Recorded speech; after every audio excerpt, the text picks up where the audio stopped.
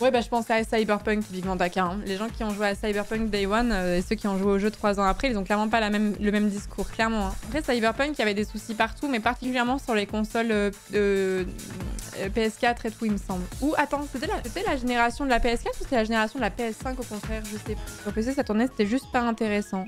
Moi, en fait, le problème, c'est que j'en ai souvent parlé de Cyberpunk, mais j'ai du mal. Alors déjà, j'ai un problème avec le fait de ne pas voir mon personnage. J'aurais voulu le voir comme The Witcher 3.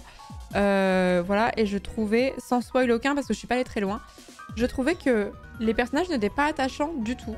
Mais c'est même pas que... Il y a des personnages que j'aime bien et qui sont pas du tout attachants, qui sont même relativement antipathiques, mais ils ont une personnalité qui est relativement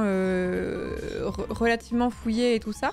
Là, je les trouvais tous un peu clichés, en fait. Et c'est vraiment un jeu auquel je veux redonner une chance parce que, par contre, je le trouve vraiment très très beau et je trouvais que se promener dans la ville était vraiment très agréable. Mais du coup, il faut que je leur donne une chance. Mais au niveau des personnages, j'étais un peu en mode waouh, il n'y en a aucun que j'estime, quoi.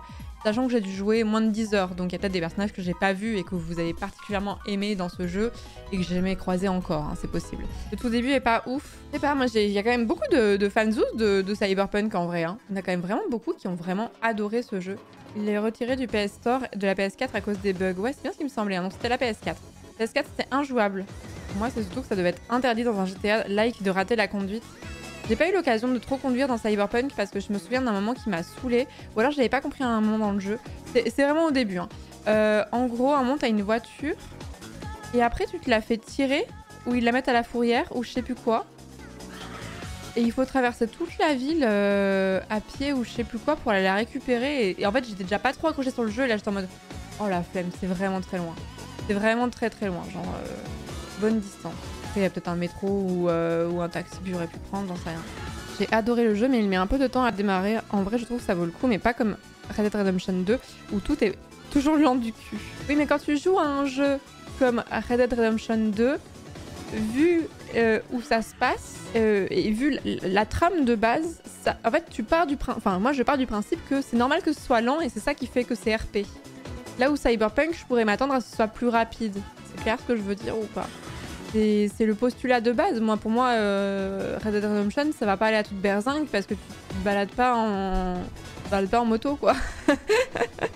Mais oui, je sais, par contre, là où j'ai l'impression que les gens sont un petit peu mitigés sur Cyberpunk, même si plus le temps passe et plus j'ai l'impression que les gens ont aimé Cyberpunk, j'ai l'impression que le DLC a été très très bien accueilli par contre. Après tu vas me dire les gens qui sont allés jusqu'au DLC c'est quand même des gens qui étaient accrochés au jeu et qui l'ont aimé de base aussi donc ça biaise un peu le truc. Red Dead 2 jamais fini, le jeu est trop long. Genre la troisième fois que j'ai cru que c'était la fin, j'ai arrêté, j'ai regardé en ligne, il restait encore 10 ou 20 heures.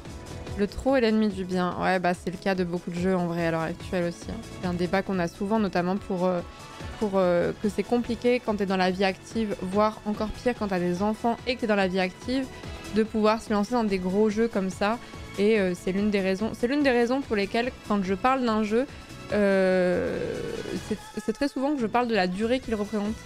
Parce que je sais que pour les gens, c'est un critère pour beaucoup, où ils se disent, bah, au-delà de 30 heures, je vais pas le finir, ou je vais le finir dans des mois et des mois, quoi.